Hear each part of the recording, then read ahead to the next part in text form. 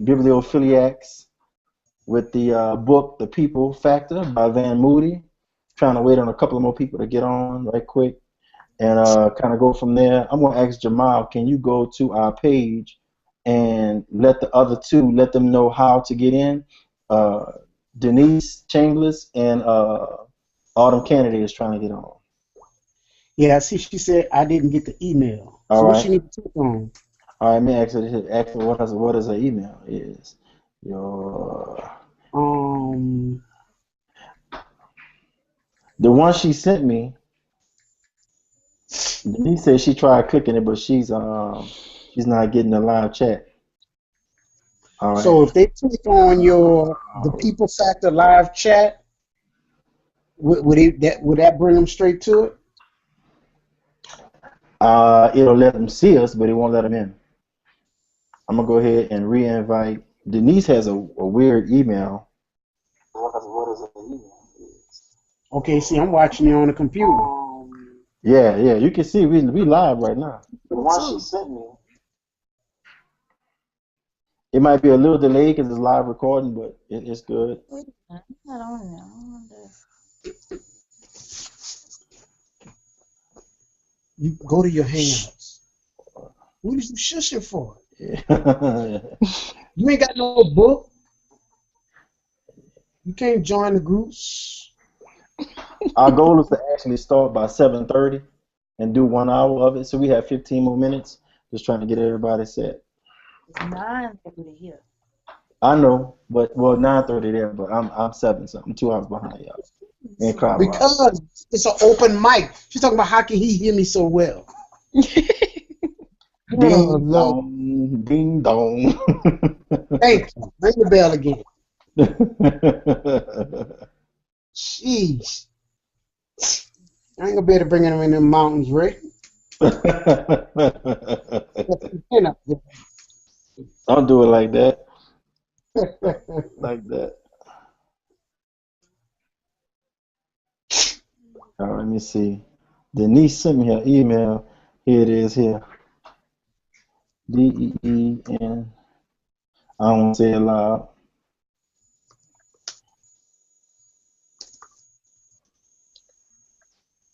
One, five, one.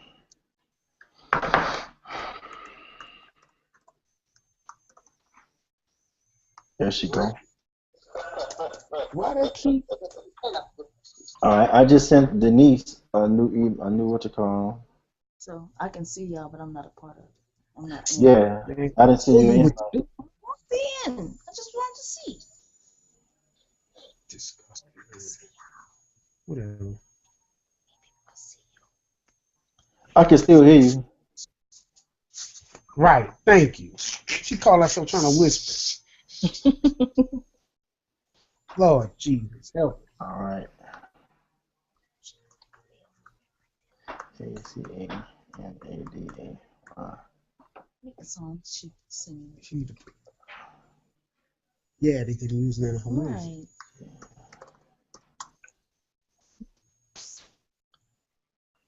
Right. All right, that's everybody. Now they just gotta get in. I'm about to call Autumn. Let's see what people are saying. And the way it works, whoever talking, that's who's gonna pop up Right. in the main screen. We gonna start on time though. My time.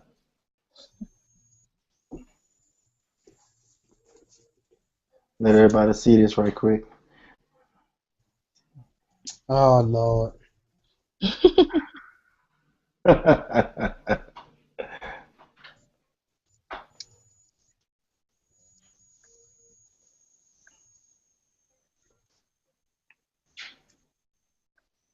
Sophia, get ready. You can't be in because we gonna see you. What's that? So what you gotta do is check your email I just sent you. Once you and you're gonna and then it's gonna say you have to agree to the terms and then you're just gonna let you in.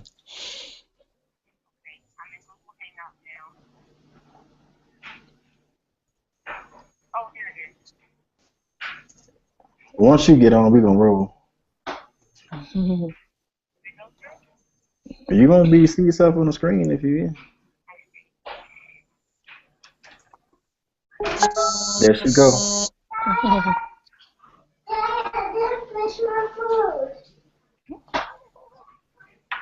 All right, now, I heard she just texts everybody, "Hey guys," but nobody can see it. Wait.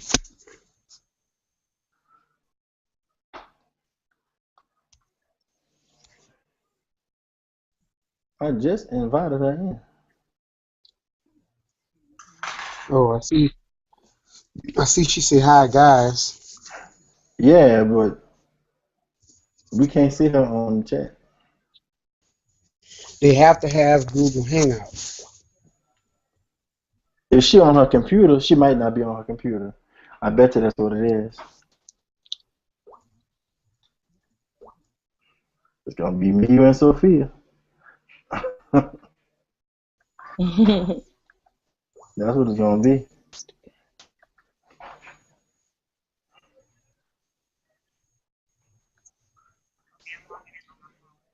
You doing it on your phone?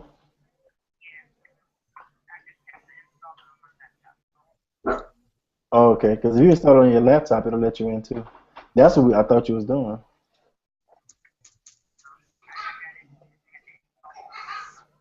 Oh, okay.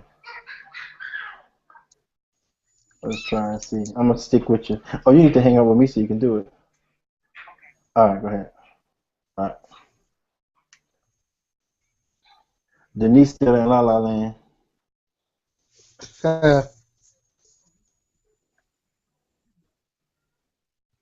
Yeah, if people have the Google Plus. See, I have Google Plus, and I have it, but on your computer, you just go to google.com. I mean, Right. yeah, google.com and click on your account and just go to Google Plus.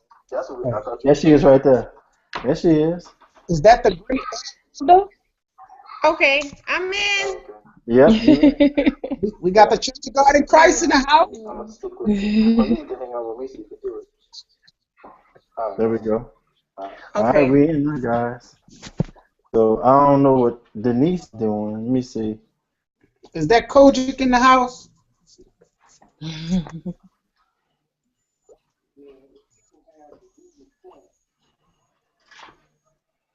And whoever has the live feed on, Jamal, go ahead and cut it off because it's giving us feedback. Oh, all right. What am I supposed to do? Hit the line or something? No, what you on right now, you're good. But if you have it on another computer live, it's giving us feedback. I hear it. Oh, let me see. Okay. All right. Do you All right, see guys. me? Yeah, I see you. Why can't I hear? Turn your volume up. Ha! You played you, Kojic. Nah, she on. Who is that? All right. Dottie just tried to get in. Because you probably own. What's up?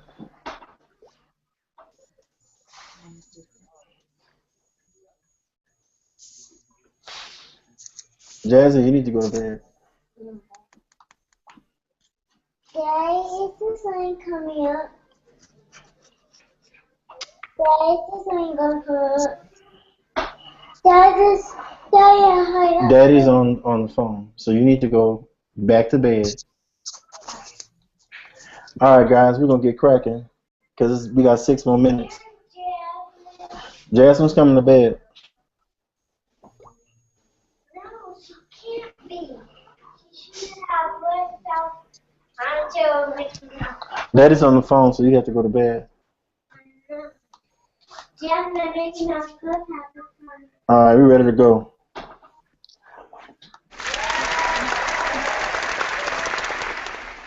All right. That was the kid. Jamal, you can do that with a Mac, you understand?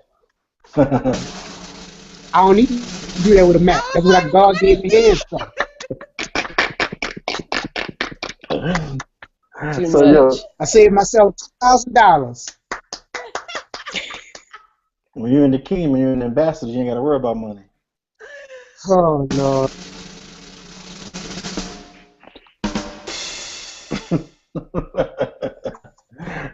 See, that's the nerds, man. Alright, yo, let's get going, man. It's we got 5 more minutes, but I want to go ahead and get started. I know Sister Dottie trying to get in, but she's having I have complications. I have finally arrived. I am electronically challenged, obviously. Oh, look at you! Oh, the is in the building.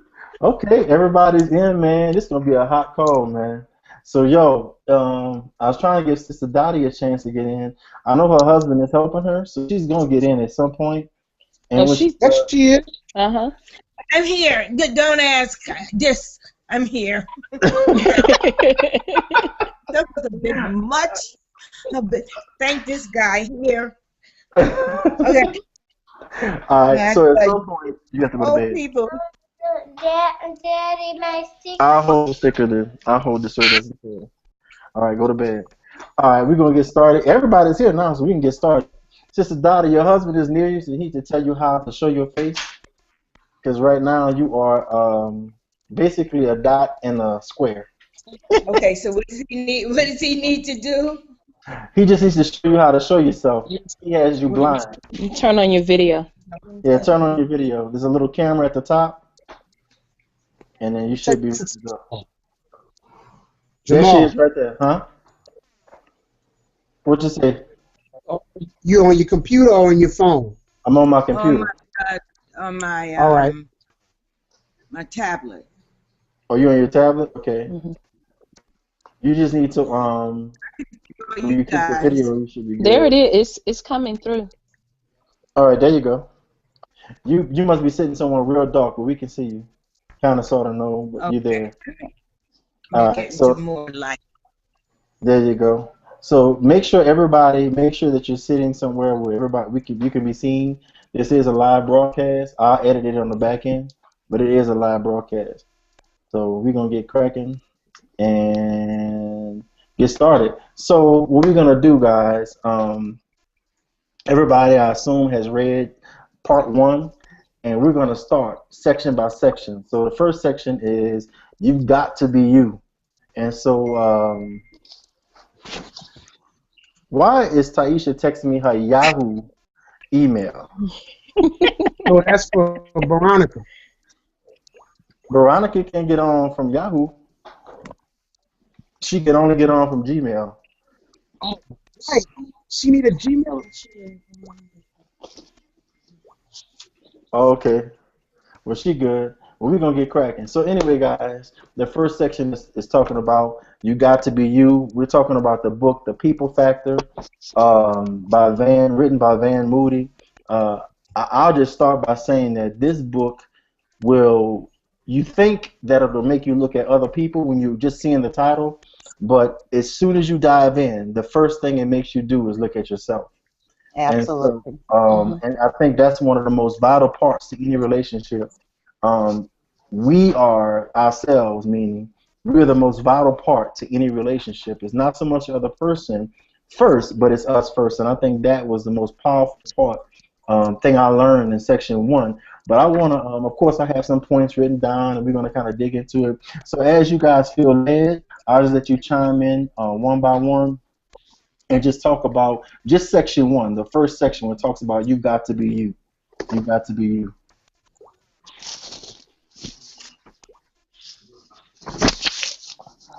So let's start with Sister Sophia. Mm-hmm.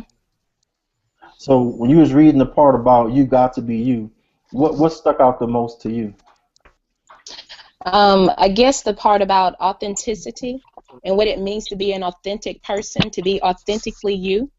And the fact that so often we wear masks in different circles and in different situations that sometimes we deceive ourselves and not really understand who the authentic person is, right? Or who is authentically you.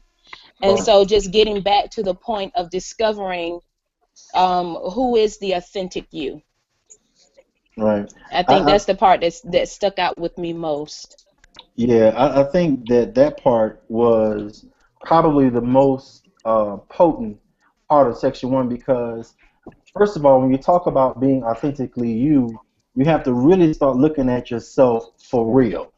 Like, look at your, all of us, we know what hangups we have, we know what our issues are, but the reality is we don't really look at them and deal with them. And I think what he does in this section here is he forces you to look at yourself, know the parts about you that are not necessarily right or not necessarily work. That part of ourselves that say we always say, I got to work on that. I'm not there yet. I haven't arrived. And Hmm. so he makes you look at that part and say, authentically, if that's who you are, admit it. For alcoholics, they say the first step for them getting recovery is to admit that they're alcoholic. So if you got a jealousy problem, you have to admit that you are a jealous nature person. And Hmm. so that's the first step into dealing with the authenticity of who you really are. And then from that, that's where the work starts. And personally, I feel like what I'm learning, even in this first section, is you can't even have a healthy relationship with anyone else if you're Until you not know you. authentic. Exactly. Until you know who you really, really are. Hmm. Who else wants to chime in on that? How about Sister Di? Well, what was said that was very important was, first of all, for you to have a relationship with anyone else, you must have a relationship with God. Hmm. And that Absolutely. has to be a relationship in order for you to have any type of relationship with anyone else. And then what are you looking for? Are you being upfront and real? What are you looking for from someone else? Are Mm, you looking at the things that make you look good or the things that make somebody else say yeah about you, or are you being a real person? Because you're not going to find anyone real unless you are real. Hmm. You're not going to find anyone that you can be with unless you're really being you. That person has to see who you are, and absolutely. do they like who you are? But that most important thing, no matter what kind of relationship you get into, you can't let anything separate you from God, Hmm. Yeah, because I that think is relationship. right, right. I think one of the things that we all read in the very first section on the very first page, he talks about in movies how in movies they have to be the villain is always someone else. He starts out as being someone else, and then Right. at some point before the Hmm. movie is over, you can only hide from who you are for so long. At some point you're going to be revealed at some point. And I think that is a lot of times when we don't look at ourselves for the truth of who we are, we literally are walking around as those villains, as that person with the mask, not realizing you have the Hmm. mask. And you have to be careful. And I love this part about the book. You have to be careful about wearing a mask so long that you You think the think it's mask you. is there. You go. You think it's you. And I Hmm. think that's where, even in the church, where people make the largest mistakes, they wear the cover up so long where the cover up becomes who they really are. Hmm. And they never get, that's why they come to the altar Sunday after Sunday, not changing because they haven't taken off the mask. And it's only because they haven't accepted that the mask is only a cover up of the truth that's beyond it. Hmm. So I like this part here where he says, while secret identities and elaborate disguises offer good entertainment, a person who pretends to be anyone other than him or herself will not be able to enjoy genuine, authentic relationships. Hmm. So if we wonder why people are walking around unhappy, that's why. Hmm. They've been wearing the mask, and when you're trying to be something you're not, you cannot be truly happy. You just can't be truly happy. Hmm. How about Jamal? You have anything to say on that part, my brother, Reverend Doctor? Uh, I think that His Android may not be working. I'm enjoying the call thus far, and now I'll get in when we start talking Yeah, about he each his star sign. Android, his internet don't connect to the Android. I think that's what it is. Can you hear me? See, we can't even hear you. We can't even hear you, dude. Can you We hear see you, but me? we can't hear you. What? So we're gonna move on to Autumn I, candidate because he's having technical difficulties. The one thing that really spoke. Oh, so now I can't talk, Phillips. Talk about Go race. ahead, sis. The one That's thing that what I'm really talking spoke about. to me was to insist on transparency in myself and in those around me. And I know that it's so easy at times to discount something that you see and really just pay attention to what the person may have said or what you may have said. And, you know, a lot of times people say, well, God knows my heart. But the book is really leading me on a path of, okay, be transparent and insist on that in relationships around you, because you can't get any clearer than action speaking louder than words. And so that's something that really, really spoke to me to pay attention to, regardless of what I think, what I thought, just open my eyes more and pay attention to that. Yeah, it talks about on in part two, or really like on I think it's on page don't know, page 22, where it talks about most people are quick to speak and slow to hear. Yeah. And I think in relationships we have to learn how to be. I learned this when I was taking journalism, to learn how to be that blank sheet of paper, so that when people speak to you, let their words fall on your sheet and absorb what they're saying, understand what they're saying, comprehend what they're saying, because through words you can pretty much kind of formulate that person's character and ideals, and not through the words that others are saying, but what we're saying. Right. And so we have to watch our words and be, again, the Bible. That's scripture. You know, be slow to speak, slow to speak and quick to. I mean, slow to hear, slow to speak and quick to hear. So we just have to be sensitive about that. It also talks about to enjoy success in our lives and in our dealings with others. We need to thoroughly know our true selves and allow the right people. Now, I thought that was key. The right people to know us completely as well. So I think deciphering the right people will be that part where we are, quick to speak and slow to hear. We ought to be slow to speak and quick to hear. And I think that's what's going to help us choose or be able to select the right people to allow into our room, so to say, because we all have a wall we put up first. We all have that wall, but before we let people behind our wall, and some of us let people in the wall way too fast, and then we Right. wonder why we got hurt so fast, why they let us down. Well, you let them in too quick. And I know we're going to get into vulnerability. I think that's a key part of it. We have to use wisdom in that. Jamal, you still having technical difficulties, or are you okay now? Can you hear me, sir? We Is can't he hear on you. mute? He must be on mute. I can see him. I hear him and see him. You I can can hear hear him. it too. Let me make sure I didn't do Don't something worry to about him, it. because It's just that iPhone that he has. It does not work. make sure I didn't do something to him. Uh, he always saying I'm doing something to his phone. But Pastor, what I thought was very important, we have to look at ourselves and say, in our building up, do we tear others down in order to build us up to be, to have people look at us the way we want to be important or whatever? And I find especially in the church with that. And do we tear others down to get there? Do we make others feel worthless just for us? For us to be looked at as we want to be looked at, not as we are, but as we want to be looked at, as we think that we are. And in the that where couples were concerned, I don't know, maybe I've gone too far. Where couples are concerned, a lot of times we just will make the other one feel worthless, and we don't even realize we're doing it because it's become such a mask that it doesn't even come off. You know what I mean? It's like painted on, and you don't even realize that you're killing that other person's spirit. So how far will we go in order to be that, look like the person we want others to think that we are? We have to get past that. I mean, that's what to me really being real.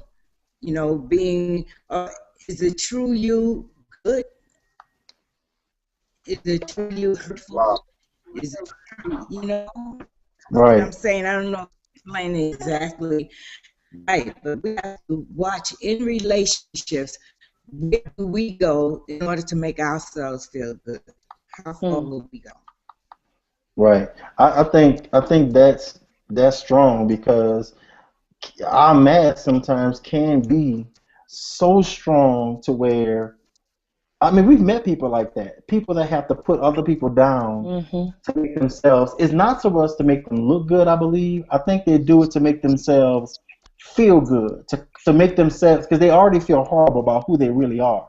So I Right. feel like they do what they do to try to make themselves feel a little bit better. And then what it's really doing is really a two-edged sword because while they're trying to make themselves feel better by making someone else feel worse, at the end of the day when they go home, if they even have a piece of conscience, I believe that they still feel some type of guilt.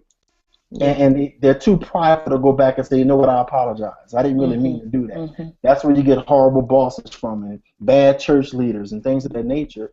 But I think it's really good to look at ourselves and say, are we doing that? Have we done it? I think if you're human, at some point in your life, you probably have. You probably have. And the key is to get to a place and to a point where you're so confident in who you are, you don't need to put anybody down to make yourself feel better. As a matter of fact, if you're confident in who you are, you'll lift somebody else up to make them feel better, to give them that extra encouragement, to go the extra mile because you're confident in who you are. And I think that's one of the strongest parts of moving forward. Um, let's get into the section. Let's get into the section. See through the words. See through the words where it talks about watching their words. One part of it talks about we must realize that discrepancies between words and actions are serious warning signs. Kennedy talked about this. Most of the time, people whose words and actions are not consistent do not know themselves well enough and therefore are not good candidates for relationships. We tell our kids, "I'm not looking at what you do. I mean, I'm not looking at what you say. I'm listening. I'm looking at what you do." We say that to people all the time across just in relationships, and I think um, I think I'm trying to become a person that's more of a doer than I am a talker. Because actions, it's kind of cliche-ish, but actions really do speak louder than words. Yeah. You can tell me you love me every single day, but if you keep cussing me out, at some point I'm gonna say, "Where's the love?" Right. And so now, when somebody says they're your friend, now I've had people, and I think we've all been here. We've had people say, "Well, that's my friend, that's my homie," and you like, "That's No, what no. we not really that cool because you got some character trait that I just don't jive well with." Right. And then because you're sensitive to how they feel, you don't really tell them the truth. But I think I'm in a place now where I'm gonna tell you the truth. If you think we cool, I'm gonna be like, "Yo, we're not really that cool, and this is why." And I think because what it is, I don't want to deceive you to make you think that we that close, and then you go to trust and lean on me, and I'm not there. Then you say I let you down. No, I didn't let you down. I was never there in the first place because we're not that cool. Right. And I think friendship is a mutual thing. It needs to be conversation had to say, you know what, we are that cool. Jamal, most people know that Jamal is like a brother to me. And so we both said that to each other, like, you my brother, you my brother. So we have spoken it, we've said it, and we've shown it. So now he can lean on me. I can lean on him. But if one person says, you know what it's like? Here it is. It's like somebody saying, I love you, and then you don't say it back. Because then you're like, wait a minute, I only said it because I really love you, but I also thought you loved me. Right. So the fact that you're not responding it obviously says that you just don't love me or you're not sure.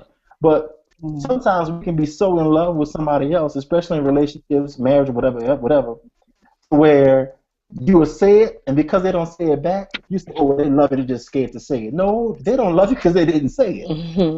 And then going back to the action speaking louder than words, what are their actions showing you? who's giving more? Are you the only giver in the relationship? You know, are you the only receiver in the relationship? Go ahead. Dr. Ray, Yes, sir. I can hear you good. Go. or you can hear me. Yeah. Listen, man, that is so profound. I really believe that when you communicate in your relationships, people need to understand where you are, and you need to understand where the other person is.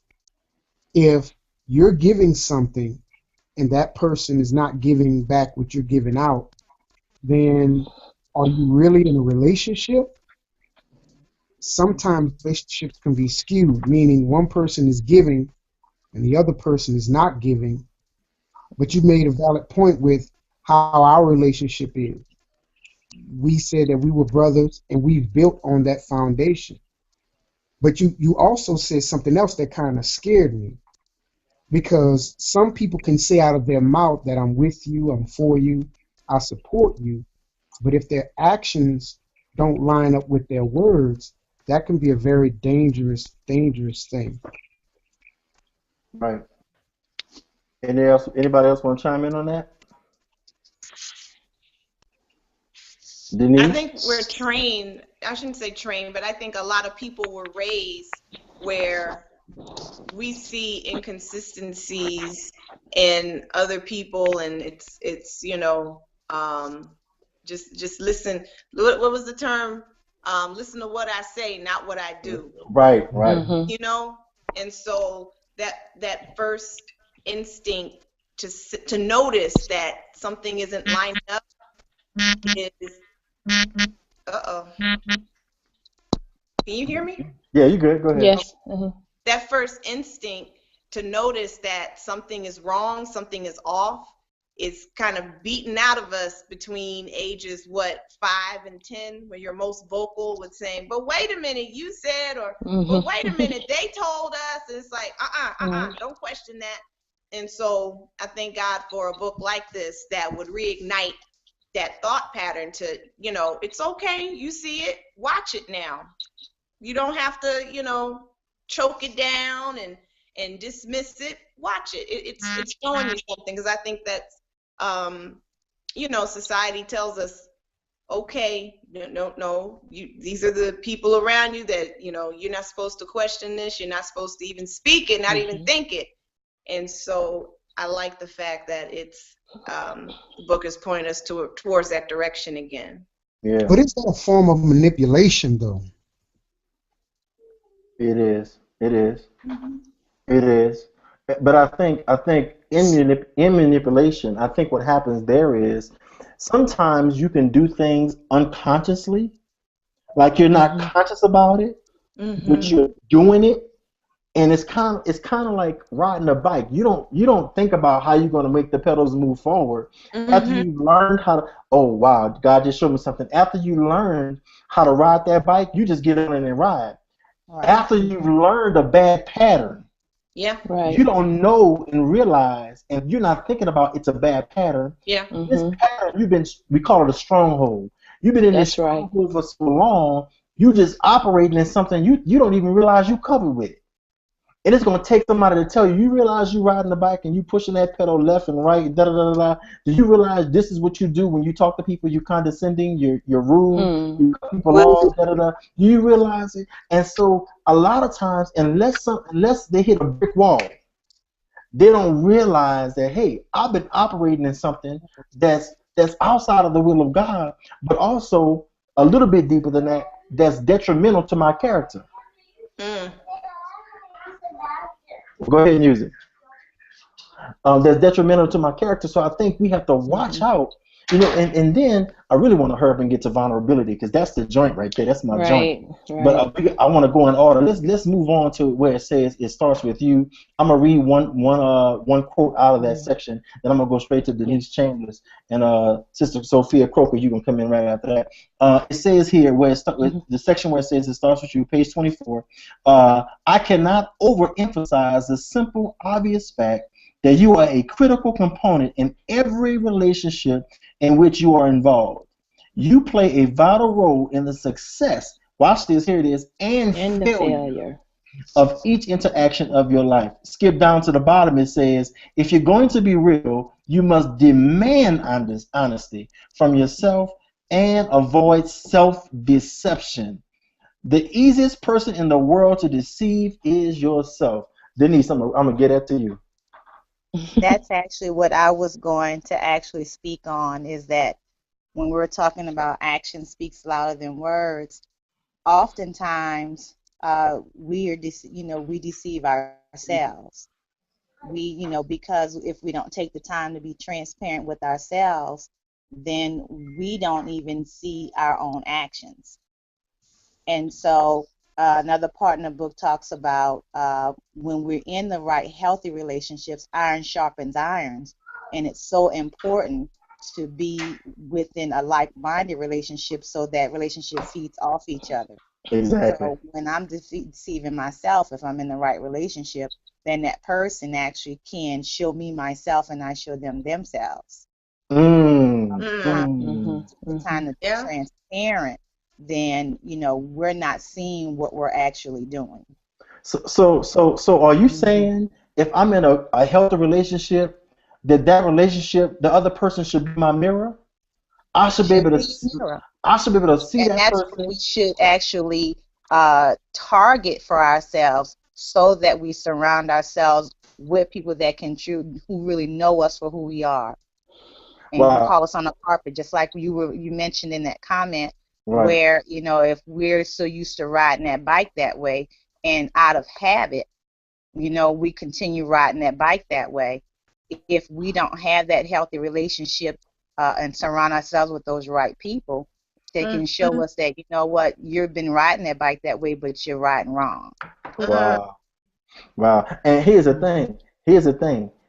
When you have that person, and the book talks about that, that other person has to be somebody that you completely trust.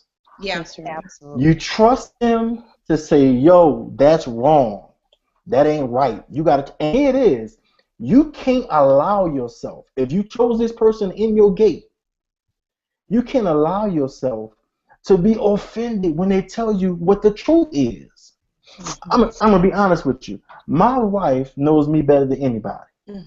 And as we've been now about to do 7 years of marriage in January, there were parts of who I was that I didn't realize I was until she identified it and then told me what it was. Now here it is.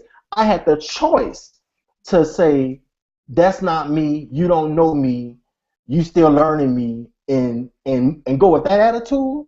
Or I can say, you know what, I trust, watch this, the relationship and your integrity enough to say, you know what, the possibility of what you're saying may be true. So let me not, watch this, disregard it, but rather accept it.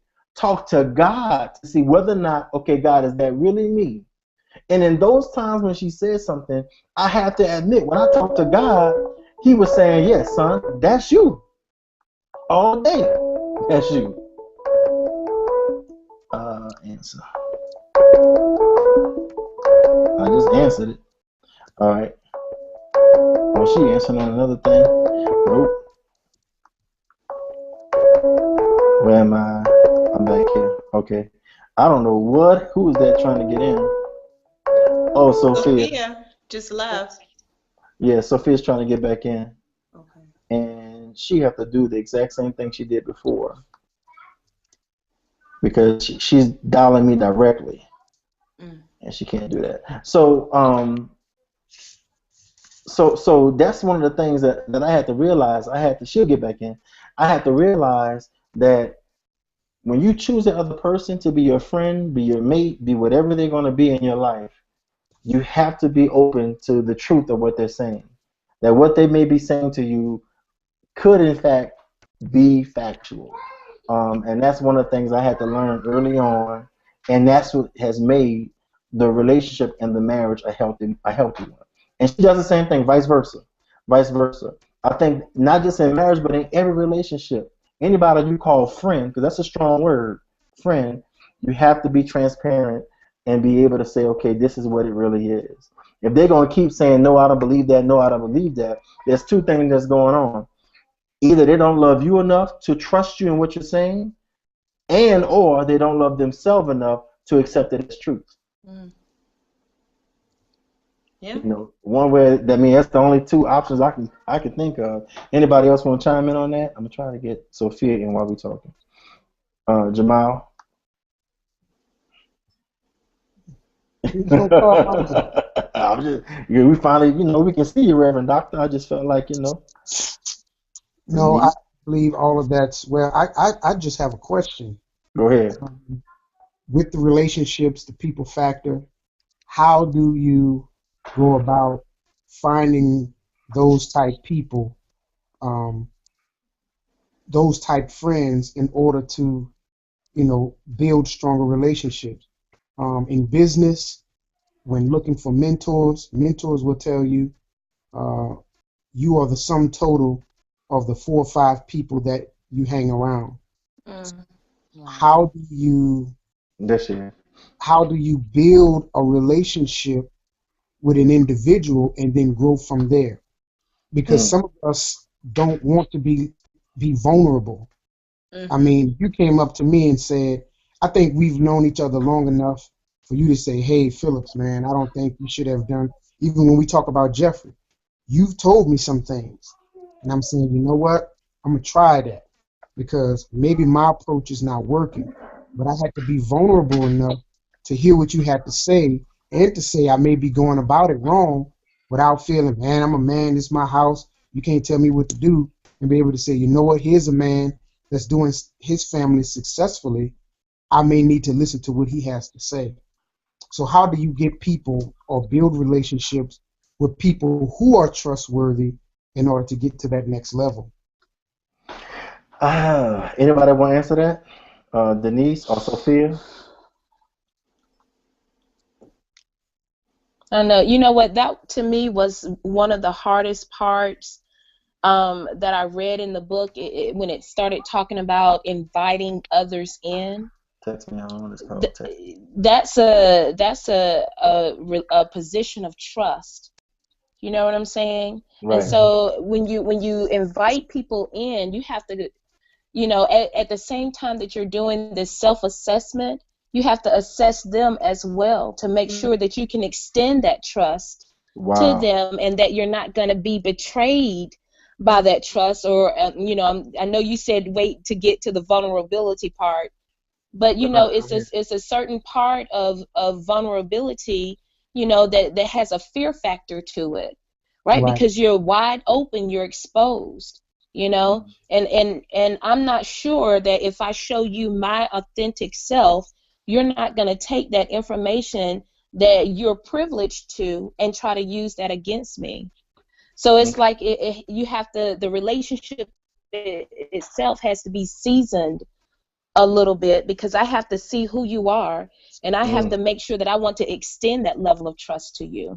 And so a lot of times those relationships, you just don't have the time or the opportunity to season them the way that they should be. Mm.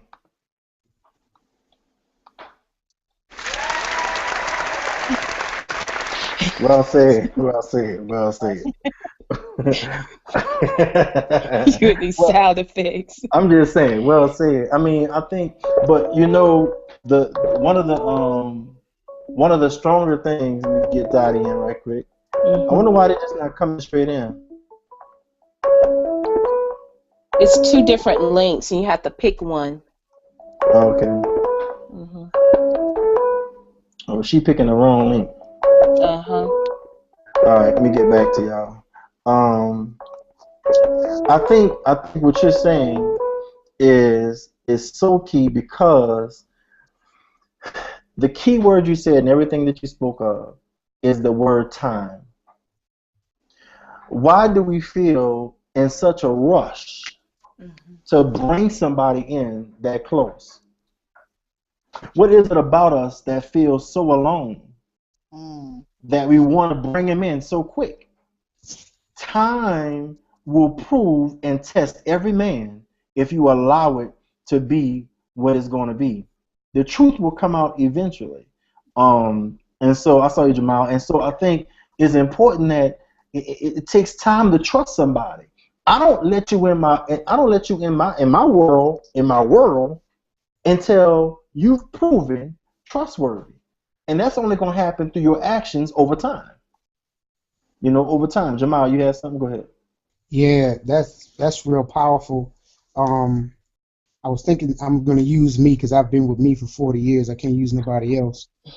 But for me, wanting a relationship to work, when you find somebody, if you've been hurt, abused, misused, been taken for granted, when you find somebody that can be trustworthy, you're hoping and praying, God, please let this relationship work out, because now you can take off the mask. I don't care who you are, how confident you feel about yourself, the level of ministry you're in, if you're a supervisor, CEO, whoever you are, you have some vulnerabilities that will cause you to be in a shell.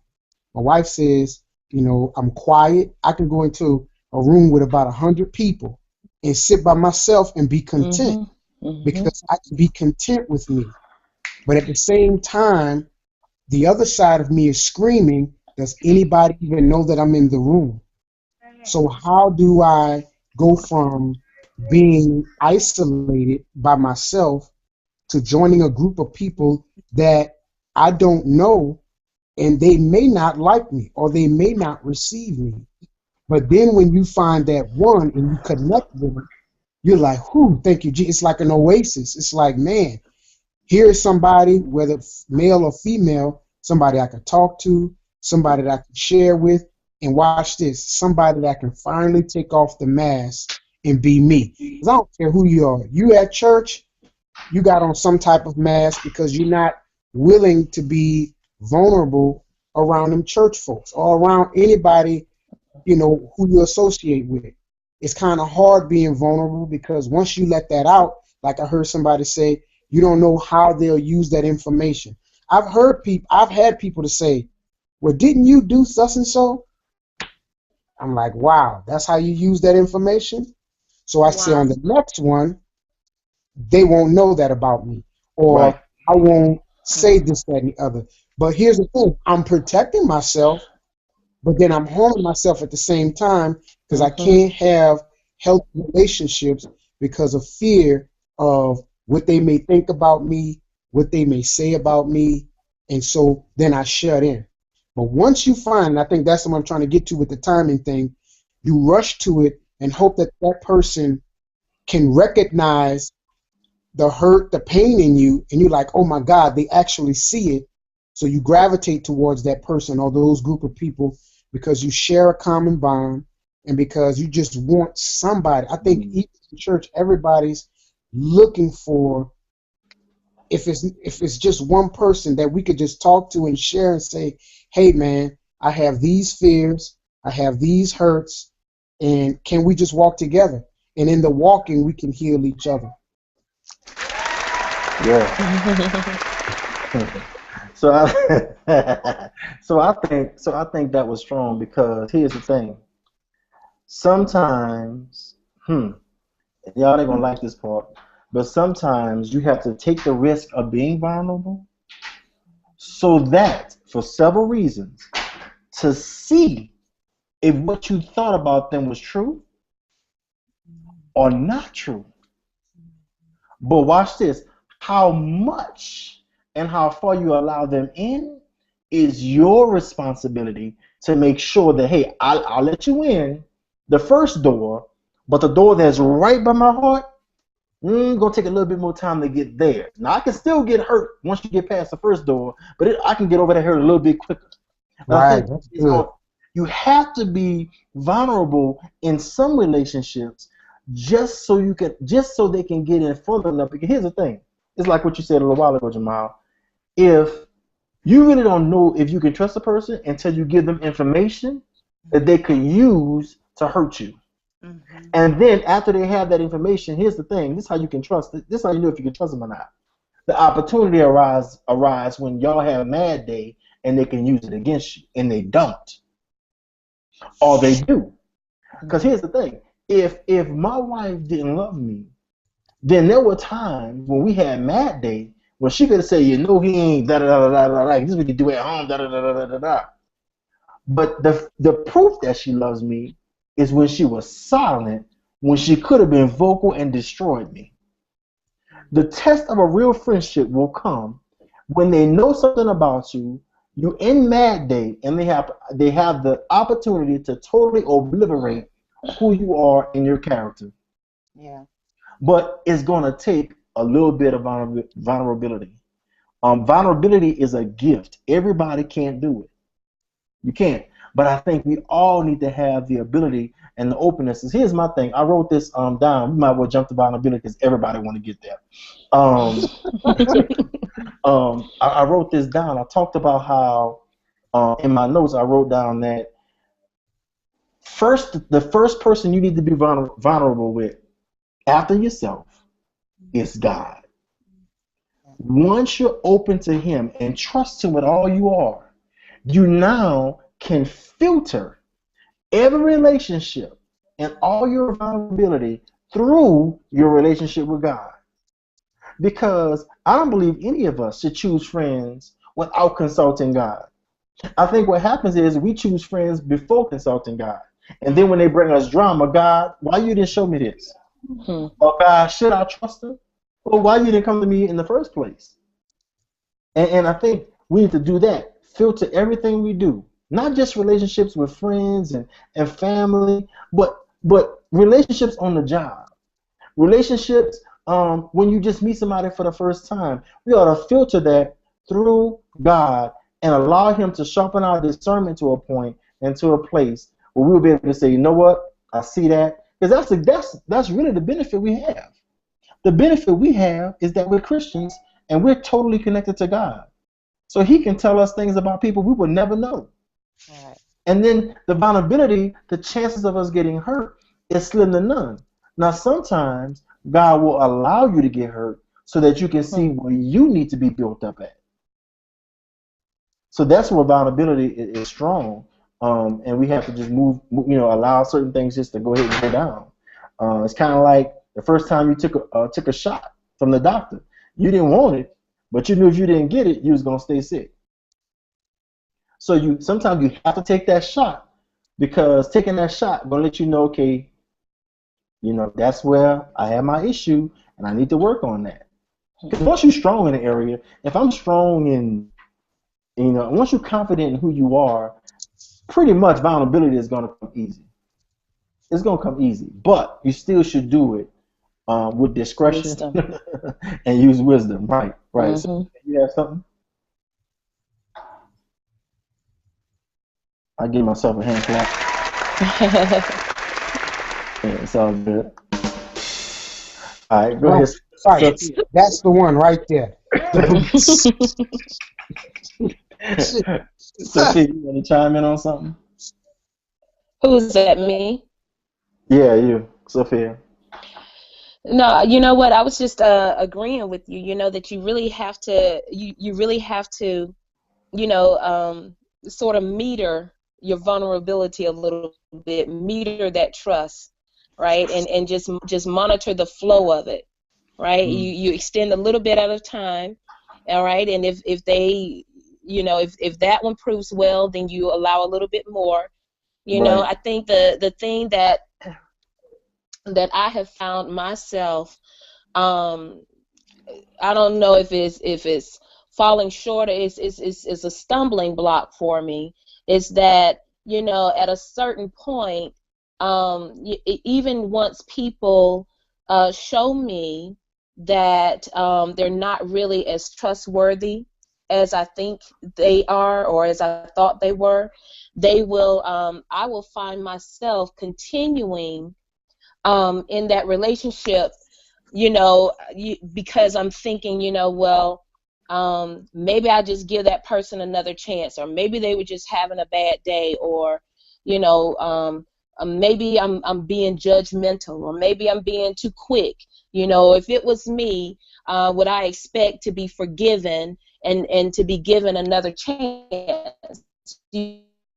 I find myself wanting, he said in the book, that really made me think about it is that, he said when people show you who they are, pay attention. Yeah. And it's kind of hard, Believe it. especially being a Christian. I keep thinking, well, God gave me so many chances to forgive. Who am I not to forgive? And by forgive, I mean not holding that mistrust or that error against them. So I think that's the stumbling block I have, especially when it comes to establishing intimate relationships and trusting relationships. It's where do you cut it off, and at what point do you say, okay, I can forgive, but you're not going in that direction and anymore. Right. It's kind of like I think I've stepped in an ant pile before. It's kind of like stepping in an ant pile and for the first time. Now whenever I step in grass, I watch where I'm walking so that I don't step in it again. I think the wrong people show us two things. They show us something about ourselves that we need to look at, but also when they wrong us, you're supposed to forgive them, but that don't mean you have to allow them in. And let me say this, because I think this is very important what I'm getting ready to say. Just because you forgave them doesn't mean that they have the right to come back in. Let me see if I can explain that better. Well, if you really forgave me, how come you acting all different with me? No, I forgave you, but just because I forgave you doesn't mean I have to let you in my circle again. You was in my circle, but you did something that showed me that you're not ready to be there. We cool, but I'm not gonna let you there again. And I think that's key. We can't. That's the word I'm looking for. Don't allow the person that you forgave to put a guilt trip on you to make you feel as though you have to let them back in. Because you do. I mean, if you cared about them, you're going to continue to care about them, but you're going to care about them from a distance. I think what happens in some relationships is we care about somebody, they wrong us, we try to put them out, but they talk their way back in. And so my question would be is, how do you overcome how you feel from what you know you should do against allowing them back in subconsciously, and you feel like, man, how did they get back here? My wife had a friend that she thought was like this, and in a time when she really needed her the most, she let her down real bad. Now, guess what? They're cool again, but guess what? There's only so far she's gonna let her in. Because she said, you know what, you did this before, and I see nothing in your character now that says you're different. Although it's been years, that person is still the same. So unless you see effective change, there's no reason to let them back in. You don't even have a responsibility to. The only thing you have responsibility to is to love them, pray for them, and you move on. The Bible says kick the dust off your feet. And I'm a good dust kicker. No problem, you know what I'm saying? I had no problem doing that. No problem doing that. Denise, you want to chime in? Well, you basically said it, because that's what I was gonna mention. When we find that there are those in our lives that don't hold up to that standard, then we have to know how to love them from afar, and know when they don't hold up to the standard, or not worthy to be in that inner circle, and don't feel guilty about it. Right. So you can still love, you can still show them all the love and concern, but you don't have to have them in that inner circle if they're not worthy of it. I think it was Sophia that said, when people show you who they are, pay attention. And there's a section in the book, of course, that literally says that. I'm gonna read quite a bit, but I think it's gonna mean a lot to the next section we're gonna move into, and I'll go straight to Autumn Kennedy on this. It says, "Don't be afraid to be vulnerable." Watch this. It says, "Many people believe that being vulnerable, which is a form of transparency and being real, is foolish and ill-advised. They are convinced that being vulnerable leads to being hurt. This is because that they see vulnerability as a weakness and leaves a person open to be attacked instead of viewing it as a strength that makes a person available for intimacy. In fact, the Google definition of the word vulnerable is exposed to the possibility of being attracted, the possibility of being attacked or harmed, either physically or emotionally. Many times, exposing ourselves to the possibility of harm is the very way we expose ourselves to the possibility of receiving the greatest love, of acceptance, level of relationship we can know. The risk is great, but the reward is even greater. So I think that's why we're not vulnerable sometimes.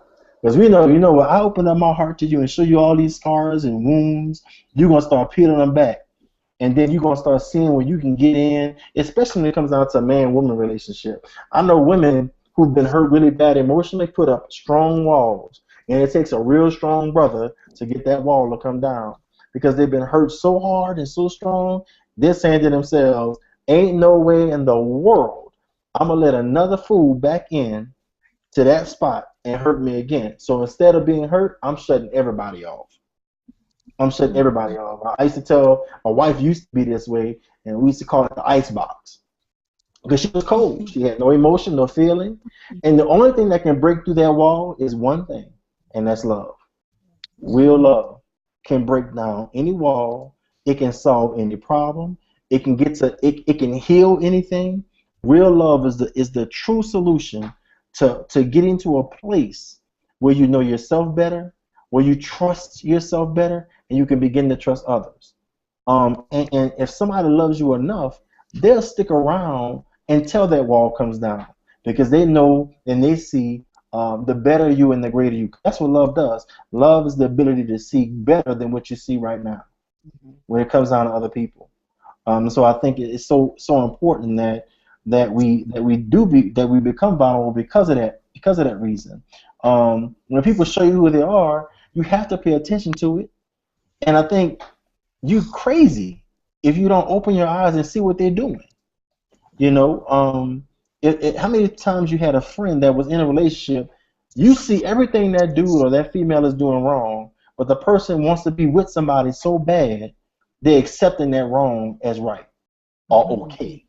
I'm not gonna get hurt. Look, he gonna change and they never do. She gonna change and they never do.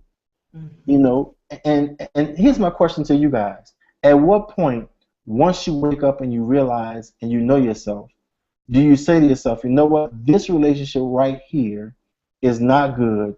I need to cut it off. We say it in church all the time. Most of us are preachers in training. We do something preaching or something. And all of us have said in the pulpit, get rid of those people who don't mean you no good.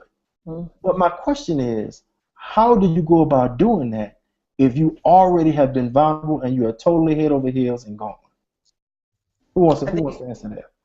I think that goes back to what we discussed earlier, being courageous enough to say, and I think people hear the word confrontation and they automatically think it's a negative word, but I think you have to be courageous enough to actually say, pull the person aside and tell them, you know what, I'm having not a problem with this, but I noticed this, and ask them what's going on. Now, if they, come out and they say, well, I didn't realize I was doing that, I think there's still hope for that relationship to grow, because it's, as you said earlier, some people pretend so long that they actually believe the mask. And so God could be using you as a change agent to kind of pull them out of that, because I do believe that some people react or act certain ways and they have no idea that that's what they're doing. But then I think if you call somebody on the carpet, and vice versa, they could call you on the carpet, but if you call someone on the carpet and you see even more of the deception and the defense mechanisms, I think that's a good sign that you should just say, okay, and take a step back. And when I say take a step back, you don't have to call them. You call them every day at 4. You don't have to call them at 4. You don't have to go to the movies that weekend. I think it's healthy to start taking steps back and still being loving, you know, hey, how you doing when you see them, but it doesn't have to be that I don't want to say camaraderie, but it does not have to be that joined at the hip type Right. of friendship or relationship that you once shared, because I believe that if someone will lie or deceive you on minor things, they'll do it for the larger things. Absolutely. That's true. You know what I mean? I mean, if it's, especially if it's something as simple as I don't know. Well, hey, I tried to call you. Oh, you know what? Well, if you're on the phone, you're on the phone. Why are you lying about something as simple? Like, Right. really? Right. So I Right. mean,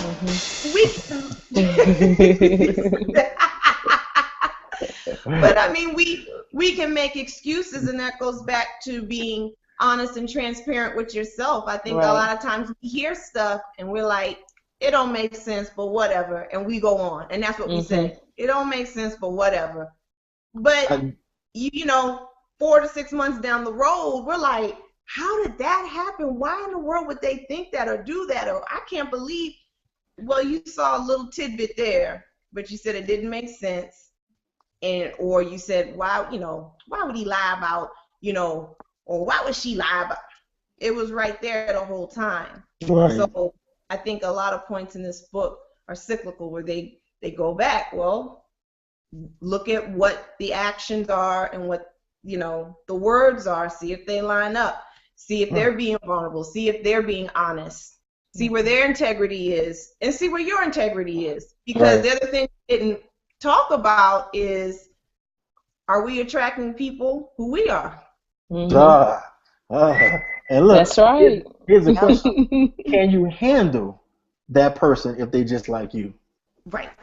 Because if you used to being the boss, you used to being the one in charge and the bully, and then there's somebody that's time enough for you, then do they really have the problem, or are they just not scared of you? Right. That's why we need to make sure that we're linking up with people that compliment us like this and not doing us like this. Negative synergy. Exactly. It goes back to what it says in the book. I urge you never to allow intimacy to develop faster than trust in any relationship. It is an extremely effective way to keep your heart from being hurt. And I think that is probably, we asked that question earlier, how do you kind of prevent it? Man, trust. And we have to separate trust from love. Trust is the door to love, but it isn't love. It's just the beginning. It's just a part of it. So I think just, hey, letting them in a little bit, and that's just the trust part. Okay, I trust you now. Let me see, because for me, how I do it is, shoot, Jamal, we've been boys for a minute, but we just became brothers like maybe a year and a half, 2 years ago. You know, we've been tight for a minute, but we ain't been tight for a minute. We just got there. But that's because we let each other in so far, and then we say to ourselves subconsciously, let me see how long this person gonna be consistent. Right. And I think that's what it is. Consistency is definitely key. We have about 7, 8 more minutes before it chimes us out, because we only got an hour. We only have like an hour on it. I want Sophia, because she's so full of wisdom and grace, to chime in. And you can pretty much hit any part you want. You know, you can pretty much hit any part you want and deal with. Let's close out with this. Overall, out of reading just the part 1. What is the standout? What is the take home for you? What is the final thought? I'm gonna start with Sophia, go to Jamal, Chambliss, and then to Autumn. Definitely being authentic, being real with yourself, and then definitely you know, making sure that your actions line up with your words, and making sure that the people you are letting into your life, the intimate relationships, right? Not just the cordial relationships, but making sure those intimate relationships, those people's actions line up with their words, right? And just making sure, you know, that there's some reciprocal behavior going on here, and it's not all a one-sided thing. That's good. That's real good. Jamal? Yeah, this is real powerful tonight. When when people show you who they are, believe them. Maya Angelou. I live by that mantra. See, and I can only talk about me. I love hard. So if I deal with you, I'm not just dealing with you as just a friend or somebody that goes to church. Usually, if I tell my mother about somebody, then you know, if you were to see her at church and then say, oh yeah, this Pastor Rail, oh this Elder Kennedy or whatever, that means I've discussed you. I've talked about you. So when I get in a relationship, I care about the person that I'm with, because it's not easy finding good, great, healthy relationships. So when you find them, you're like, man, I'm gonna hold on to this. But when people show you who they are, I live by that mantra, just believe them. And you were saying earlier about, letting people, I'm almost about to lose my thought. You were saying how, Being vulnerable a little bit. yeah, you were breaking up. What you saying? Being vulnerable a little bit. Yeah, being vulnerable, but it was another point I was just getting ready to make, but I'll just save it for the next time. But when people show you who they are, just pay attention, because that's the guide. And no matter how people put on a mask and try to fake, what's in the heart will show on the face. Yeah. Bishop Eddie L. Long said that 15 years ago, and I've never forgotten it. And that's how I deal with people. I'll say something and just throw something out, just for shock value, just to see how people receive it. And how they receive it will let me know, A, this is a person I can trust. B, this is a show off. C, this is somebody that you can't trust. So that's what I do, because with all of our relationships, you got to be able to trust people. So when people show you who they are, pay attention. Man, that's good. That's good. Denise, we have about 3 minutes. Denise, if you can give your overall thoughts in about 1 minute.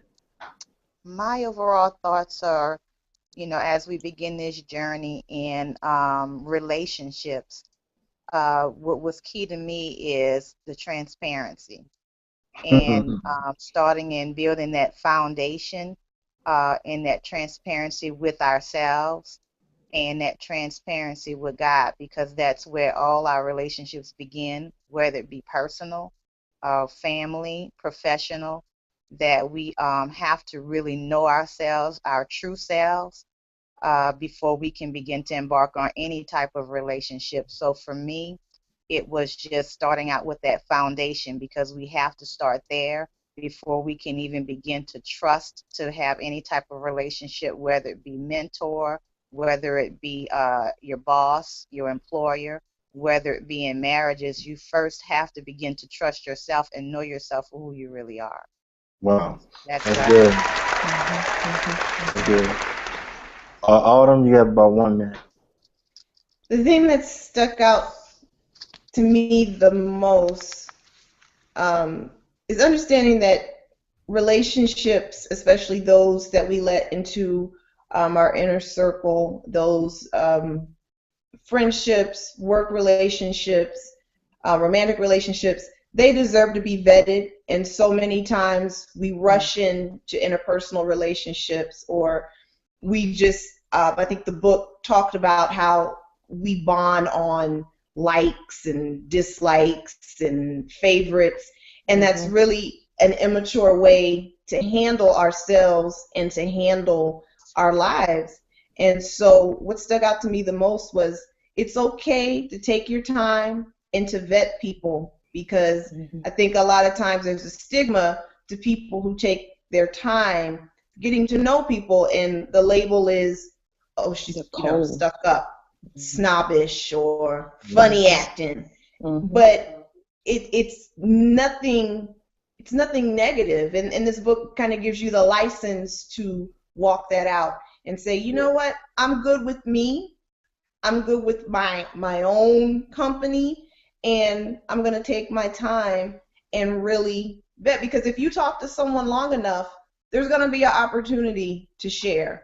There's going to be an opportunity to see, is this person trustworthy? am I being honest in myself in this relationship? And so I think time is definitely the most important thing. That's good. My takeaway is gonna sound a little funny. Well, my takeaway was the hokey pokey. How is because it talks about you put your right Whole foot self in, in. your right foot out, put your right foot in, you shake it all about the song.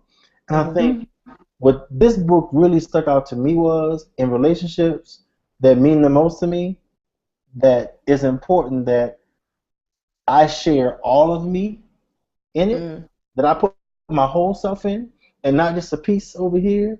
Because be careful. This is what I learned. Be careful for those people who have proven themselves to you, and you're only giving them a part. Wow. Because what's happening is you're really abusing a God-given friendship. Yeah. Someone who is there to help you and to push you and to make you and to grow you, and all you're giving them is just your hand. You put your left hand in, you stick your left. You're choosing when you want to be in and when you want to be out. You're basically playing with their emotions, because one moment they feel like they got you, the next they feel like they don't. So my takeaway is, and when I'm in relationships, to make sure that I continue, even from my marriage to my brother, to my real brothers, and to Jamal, who's my covenant brother, is to make sure that I continue to put my whole self in, that I'm not afraid to be vulnerable, because I'm more concerned with the blessing of vulnerability once I have somebody I can be vulnerable with than it is the person that can hurt me. I've been hurt before, I've gotten over that, and I can get over the next one. And so with the help of God. So that's my takeaway. My takeaway is to allow myself to put my whole self in and just trust God while I'm in it. Just trust God while I'm in it. And I think that's going to be, for me, that's going to help me grow. Because watch this, I'm going to say this and close. It's not until, wow, God just showed me this. It's not until you put your whole self in, well, God can really use that friendship and that relationship to benefit both parties. Because if you continue to just if and out, if and out, if and out, you're not benefiting anybody. You're hurting yourself, and you're stifling the friendship that's God sent, that can grow. And again, this is after they've proven themselves. One part of the book said, "Love is not vacillating." It's not that kind of way. So we have to make sure that once you understand what love is, and you have somebody in your life that's like that, you can take it to the next level. You can be intimate through conversation and things of that nature, and really allow God to move and do some great things. So that's all I have. I know I don't want the call. I mean, it's going to record as long as we wanted to, but I didn't want it to be too long for people who want to view it later or whatever and just chime in about the book. I do want to say this. We get into our second part, part 2 now, and it's talking about healthy relationships must be a win-win. Now, I know some of y'all cheating, and y'all already started. Well, you actually not cheating. You started reading today. It's cool. I already know Sophia probably all the way at the end of the book, because I'm just a reader. But if I think I don't even want to get into that, because next week that's going to be a hot topic. A win-win. Yeah, I can't be losing and you winning. That ain't work. That ain't gonna work. we both need to be found blessed at the same, and not in the same time, at least in the same season. At least in the same season. So I think that's gonna be great. We'll meet again next Monday, same time, same back channel, or whatever, and just kind of go from there. And it's going to be easier for us to get on because, of course, now we know how to kind of chime in and things of that nature. I don't know about y'all, but this is a blessing. I'd like to thank our Elder Autumn Candidate for being in the building, Elder Denise Chambers for being in the building, Apostle Bishop Jamal Phillips, Elder Phillips, Dr. Phillips for being in the building, of course, and our very own sister, who one day I call a prophetess, who's in the building. She's not labeled a prophetess, but that thing can go. And then, of course, me, Brother Jamal Ray. So I thank y'all so much for being on this call. I know that God's going to do some amazing things. And for those who are viewing, I hope you've been blessed. I hope that you are reading the book, The People Factor, written by Van Moody. And next week, next Monday at 9 p.m. Eastern Standard Time, we will be talking about healthy relationships must be a win-win, which is section 2. If you want to chime in, read the book, catch up with us, get past section 2, and you can chime in on the video. And we'll go from there. Tell somebody. There it is right there. Tell somebody, People Factor. Share that right there.